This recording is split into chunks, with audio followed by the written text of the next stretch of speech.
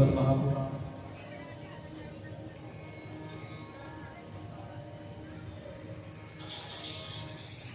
जैसा कि कल की कथा में आप लोग भागवत में प्रवेश किए, कल से व्याख्यान आप लोग संक्षिप्त में श्रवण किए और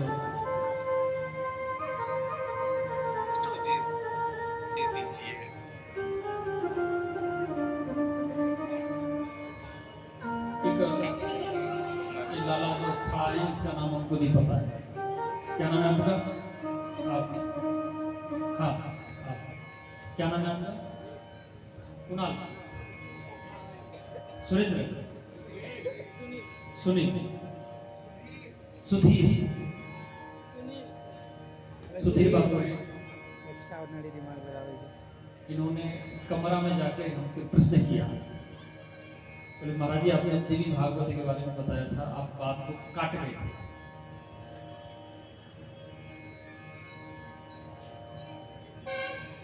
देखिए, एक होता है तामसी वृत्ति, एक होती है सात्विक वृत्ति। हमारे राधा माधव सात्विक वृत्ति के कोई गलती भी करता है उनकी गलती को नजरअंदाज कर देते हैं, इग्नोर कर देते हैं। अपनी बुआ का बेटा शिशुपाल की 100 गलती क्षमा किए थे, लेकिन मां भगवती ऐसी है, गलती क्षमा तो करती है और जब गलती अति से ज्यादा होती है तो उसको दंडित भी बहुत शीघ्रता से करती है। क्योंकि भगवती के 3 रूप हैं, महासरस्वती, महालक्ष्मी और महाकाली। जो सरस्वती है, लक्ष्मी है, वो तो है, लेकिन वो सरस्वती को, वो लक्ष्मी को काली बनने में समय नहीं लगता, देर नहीं लगती उसको। और मैं इस चीज का प्रत्यक्ष प्रमाण हूं। देवी भागवत महापुराण में अपनी लाइफ में, अपने जीवन में, मुझे लगभग 14 वर्ष हो गए भागवत करते थे। अपने जीवन में मात्र 5 बार किया।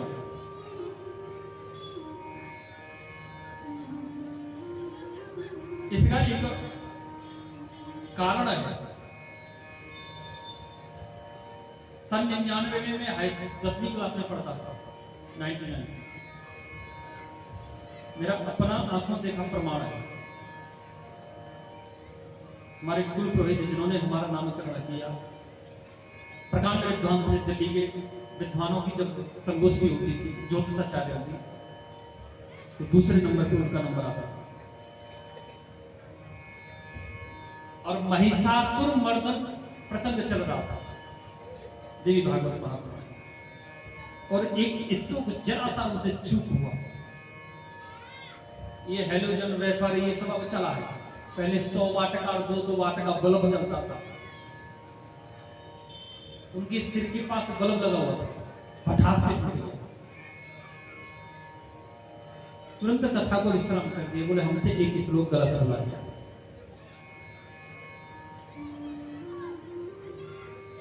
भगवती पुराण एक ऐसा पुराण है, आप संकल्प करके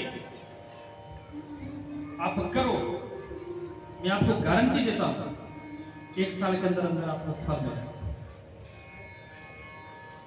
लेकिन उसमें ये मत समझना कि हम थोड़ी मोड़ी गलती भी कर देंगे क्षमा हो जाएगा, ऐसी बात नहीं है। भागवत महापुराण, शिव पुराण, गरुड़ पुराण, लिंग पुराण, जो है ब्रह्म वैवर्तक पुराण, ब्रह्म पुराण, ब्रह्म ये अग्नि पुराण, नारद पुराण, बराह पुराण, ये साधारण है, ये भी प्रभावी है। सबका अपना अपना चलने का चक्र है, चलने का समय। भोलेनाथ तो कहते हैं आशुतोष, आशु तुष्यम शीघ्रम कहते आशुतोष, जो शीघ्र प्रसन्न हो जाए, ठीक है। लेकिन प्रसन्न बहुत जल्दी होता है तो क्रोध भी उतना ही जल्दी होता है, देर नहीं लगती। देता है तो छप्पड़ फाड़ के देता है, जब लेता है तो चमड़ी खोल के ले लेता है। और भगवान नारायण, भगवान राधा माधव या तो किसी को देते नहीं और देते तो कभी उससे लेते। इसलिए इसमें हमारा और अरुण जी का मतभेद हो गया था। अरुण भैया ना तो हमको बताए कि बाबा देवी भागवत है, और ना हमने पूछा कि देवी भागवत है कि भागवत। बोले बाबा प्रोग्राम हम के अक्सर चर्चा होता था, हमारा महीने 15 दिन में बात होता था। हमका अगर 15 दिन फोन नहीं किए, 1 महीने फोन नहीं किए, तो ये फोन कर देते थे। अगर इन्होंने फोन नहीं किया तो हम फोन कर देते थे। ठीक है, तो हम आए थे भागवत महापुराण का तैयारी करके। हमको नहीं पता था देवी भागवत, लेकिन ऐसा नहीं, देवी भागवत के कुछ प्रसंग आपको समय समय आने पर श्रवण कराएगा। भागवत महापुराण में चर्चा कर, जिस प्रकार आज आप और हम यहां विराजमान है, पावन पवित्र भूमि है कमलपुर। जिस प्रकार से आज आप और हम लोग यहाँ विराजमान हैं, एकत्रित हैं, इसी प्रकार एक पावन पवित्र भूमि है जिसका नाम है नैमिषारण्य। नैमिषारण्य में सोनकादि 88,000 ऋषि एकत्रित हुए।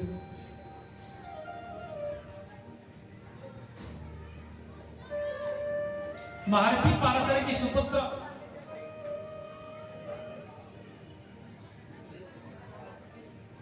कृष्ण द्वैपायन महर्षि वेदव्यास, श्री वेदव्यास जी का वास्तविक नाम है कृष्ण द्वैपायन।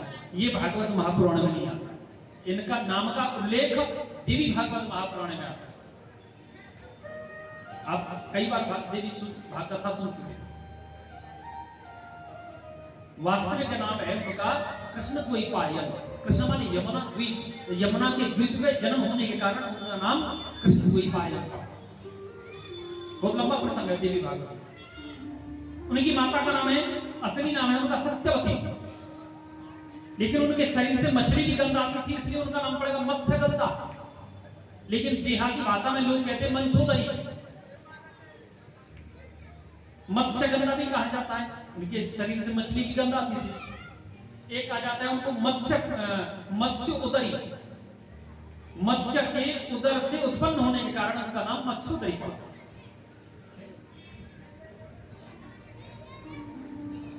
जैसे आज आप हम लोग यहाँ विराजमान हैं, इसी प्रकार श्री नैमिषारण्य तीर्थ में सोनकादि 88,000 ऋषि बैठे हुए हैं।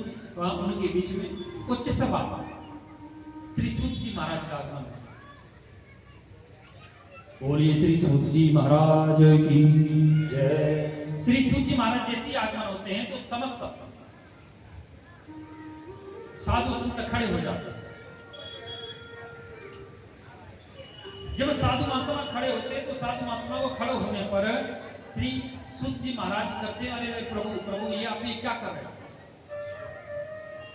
आप लोग क्या कर रहे हैं, आपको ऐसे खड़ा नहीं होना चाहिए, आप लोगों को इस प्रकार से खड़ा नहीं होना चाहिए। अरे कहां आप इतनी इतनी लंबी उम्र वाले बुजुर्ग संत हैं और मैं कहां एक छोटी सी उम्र वाला बालक।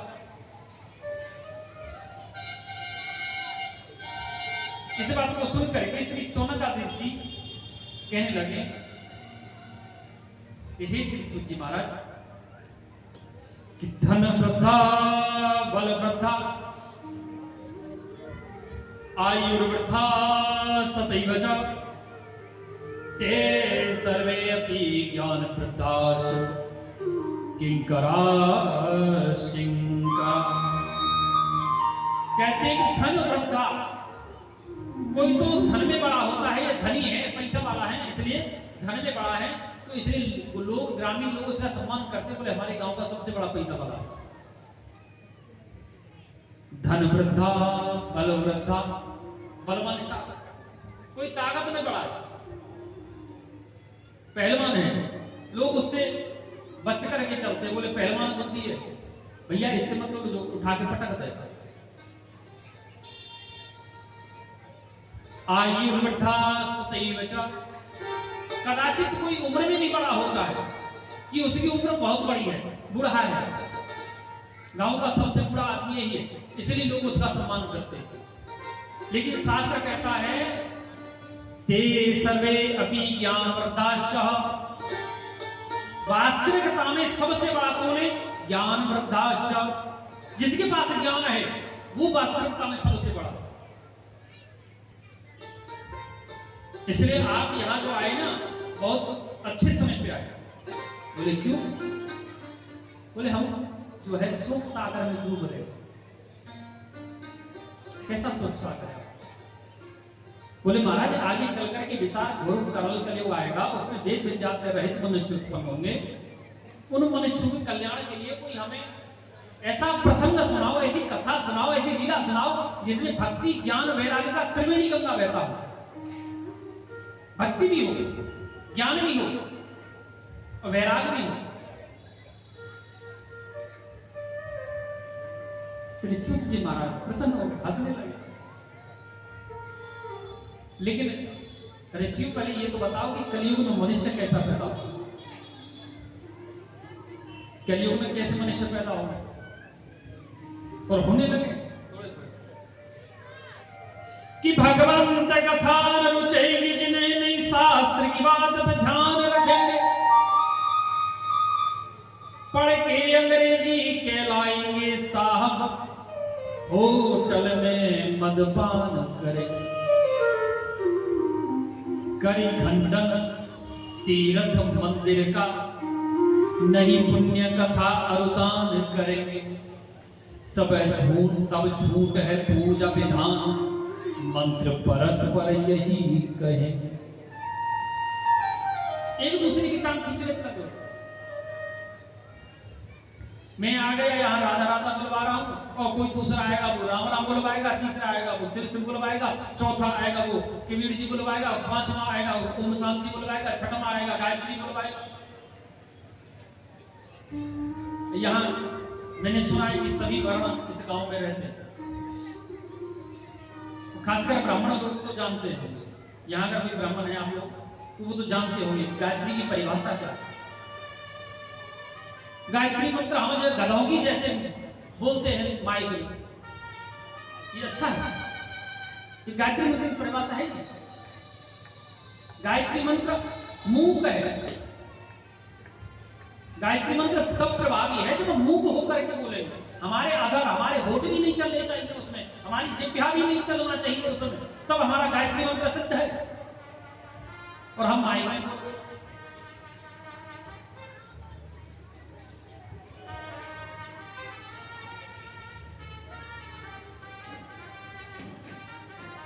सब झूठ है पूजा विधान, मंत्र परस्पर यही कहे। अबला तन देख जवान सभी निज बात पिता को नहीं चाहेंगे। अबला तन देख जवान सभी निज बात पिता को नहीं सहेंगे। जन भांग धतूर अफीम नशाकर निरंतर वे बिन होश रहेंगे। बिगड़े फिरेंगे बिन पथ के जो बिन घाट के चंचल डूबेंगे। भांग धतूरा अनेक अनेक जो है इसमें आ गई है।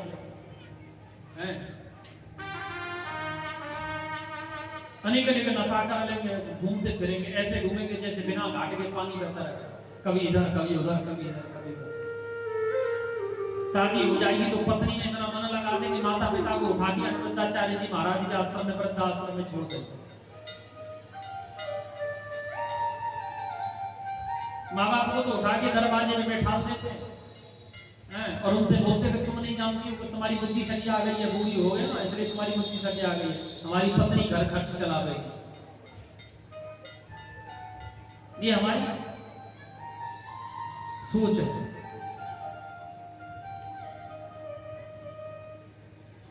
ऐसा विचित्र कलयुग है।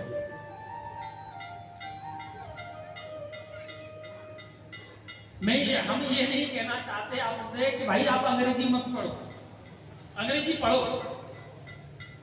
अंग्रेजी पढ़ो,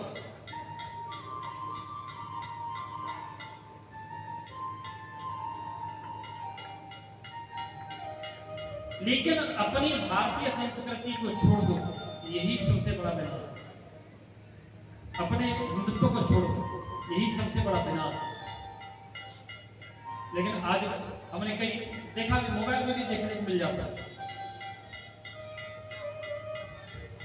आज किसी से कह दो बेटा, बोले 69 किसको कहते हैं, 49 किसको कहते हैं, 66 किसको कहते हैं, 70 किसको कहते हैं, वो बता भी नहीं करेगा, बताएगा नहीं। उससे कह दो 77 किसको कहते हैं, फटाक से बताता है। क्योंकि ग्रेस कॉन्वेंट की जो स्थापना जो हो गई है,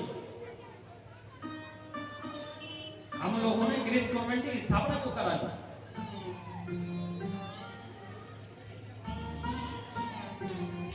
इसी के कारण ये सब हो रहा है। हम लोग अंग्रेजी पढ़ते हैं, लेकिन अंग्रेजी के साथ साथ अपने जो हिंदी भाषा है उसको कभी उसका अध्ययन ही नहीं करते। और खासकर गवर्नमेंट ने भी सारे सिलेबस बदल दिए, सारे सिलेबस बदले, जो भी है सब अंग्रेजी में। एक तो बहुत बड़े अच्छे पढ़े लिखे इंजीनियर साहब, ध्यान देना, पढ़े लिखे इंजीनियर साहब, नई नई शादी हुई और शादी होने पर साहब पत्नी को लेकर के घूमने के लिए जा रहे हैं, पत्नी को घूमने के लिए लेके जा रहे हैं। स्टेशन पहुंचे गए, दरभंगा जंक्शन पर पहुंचे गए, वहां देखा कि वहां अभी ट्रेन आने में आधा घंटा है और बैठे गए। वहां से देख रहे हैं एक बात, साधु महात्मा,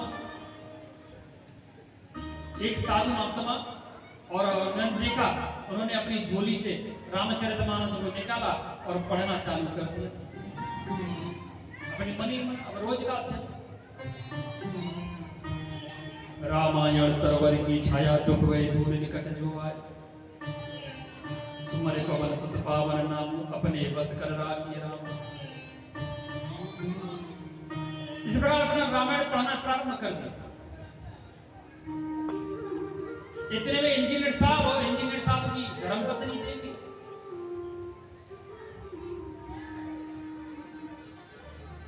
आजकल कह देते हैं मैडम,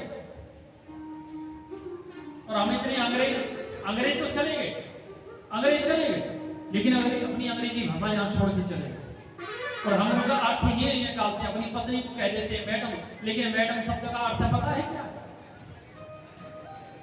मैडम एक गणिका को कहा जाता है, जिसको हम लोग हिंदी में वेश्या कहते हैं, मैडम उसको कहा जाता है।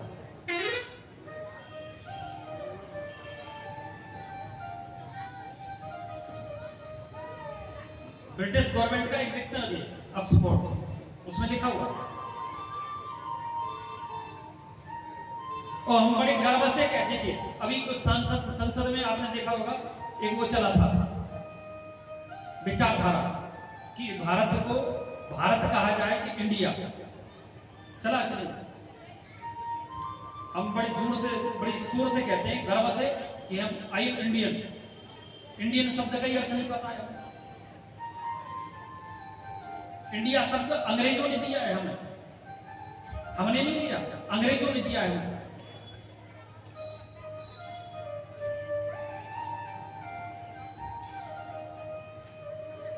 इंडिया कहा जाता है कि घिसे पिटे अनपढ़ लोग, लुटेरे लोग, इसका अर्थ ही है।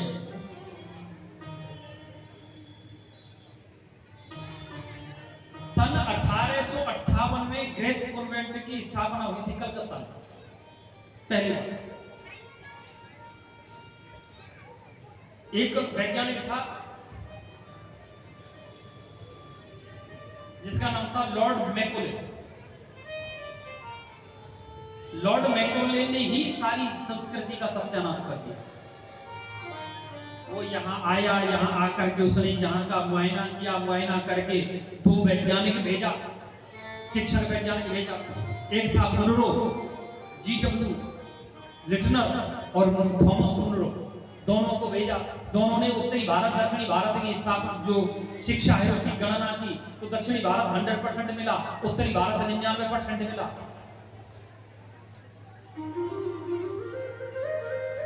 ये जो मैकोले था, इसने क्या किया, इसने लेकर के कह दिया कि बोले जब तक इसको गैर कानूनी घोषित करके अपना संविधान बना दो और इनको गैर कानूनी घोषित कर दो, उसी दिन से गुरुकुल समाप्त होने लगे। तभी से अंग्रेजी घुस गई हमारे शरीर में।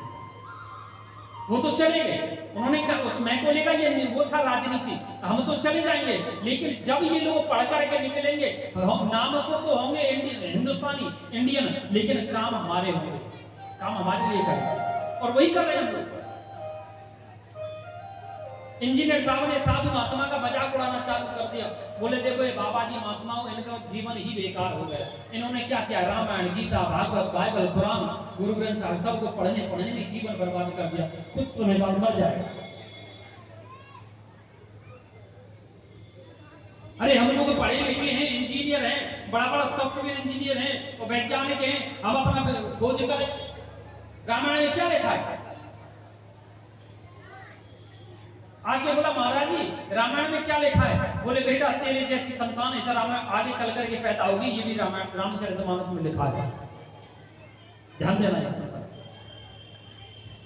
आपस में वार्तालाप चल रहा था, इतने में ट्रेन आ गई, अनाउंस हो गया, ट्रेन आ गई, भगदड़ मच गई, सब ट्रेन में चढ़ गए, ट्रेन में चढ़ करके ट्रेन खुल गई, स्टेशन से निकल गई, प्लेटफॉर्म छोड़ दिया, गति पकड़ ली। अब वो लड़का चिल्लाने लगा, इंजीनियर साहब चिल्लाने लगा, बोले ट्रेन को रोको रोको, कोई जंजीर खींचो, चेन खींचो, गाड़ी को रोको। महाराज जी आगे बोले गाड़ी क्यों रोकोगे? रे क्या काम है तुझे गाड़ी रोकने का? बोले महाराज जी अरे तुम गाड़ी की बात कर रहे हो, मेरी तो पत्नी छूट गई स्टेशन में, मेरी पत्नी स्टेशन में छूट गई। बोले तेरे जैसों की पत्नी स्टेशन पे छूटना निश्चित है, अगर तू मूर्ख रामचरितमानस को पढ़ लेता तो तेरी पत्नी स्टेशन पे छूटती नहीं, यही कारण था तूने नहीं पढ़ा तो तेरी पत्नी छूट गई। बोले बाबा जी पागल है गए होगा, रामचरितमानस में और मेरी पत्नी के, मेरी औरत के स्टेशन पे छूटने में क्या रहस्य? बोले रहस्य क्यों नहीं, देख बालकांड खोले, ये अयोध्या कांड खोले। बोले कहां लिखा है देखा? बोले देख अयोध्या कांड। महाराज जी ने निकाल दिया अयोध्या कांड, सरयू ये गंगा का किनारा। जब भगवान श्री राम गंगा पार करने के लिए जाते, गंगा पार करने में मांगी नाव न केवट आना आता है, केवट भगवान राम नाम नहीं मंगाए, केवट अपनी से नाव मांगी नाव न केवट आना, केवट अपने आप आ गया। वहां बहुत बड़ा प्रसंग है, केवट प्रसंग। अंत में भगवान श्री बाबा तुलसीदास जी महाराज लिखे, किसिया चढ़ाए चढ़े रघुराई, लिखा है प्रिय चढ़ाए चढ़े रघुराई। तुलसीदास बाबा ये भी तो लिख सकते थे कि राम चढ़ प्रिय चढ़ाई, राम चढ़े फिर प्रिय चढ़ाई, पत्नी चढ़ाई। उन्होंने पहले क्यों लिखा माता सीता के लिए? उन्होंने लिखा कि प्रिय चढ़ाए चढ़े रघुराई, अर्थात वो भगवान राम हमें शिक्षा देना चाहते हैं कि कहीं भी हम सफर करते हैं, कहीं भी यात्रा करते हैं, तो कहीं हमारे साथ अगर हमारी बहन है, हमारी माँ है, हमारी पत्नी है, किसी भी टेम्पो में, ट्रक में, बस में, किसी भी ट्रेन में चढ़ाने के लिए पहले पत्नी को या बहन को, माँ को चढ़ाना चाहिए, उसके बाद खुद चढ़ना चाहिए, और उतरते समय पहले भाई माँ को उतारना चाहिए, उसके बाद खुद उतरना चाहिए। ये शिक्षा, ये चौपाई हमको प्रदान कर सीए चढ़ाए चढ़े रघुराई।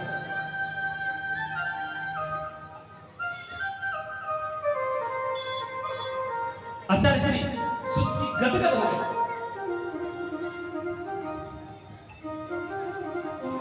बोले देखो ठीक है मैं ज्ञान में बड़ा हूं, लेकिन आप जैसे संत मुझे देख करके खड़ा नहीं होना चाहिए।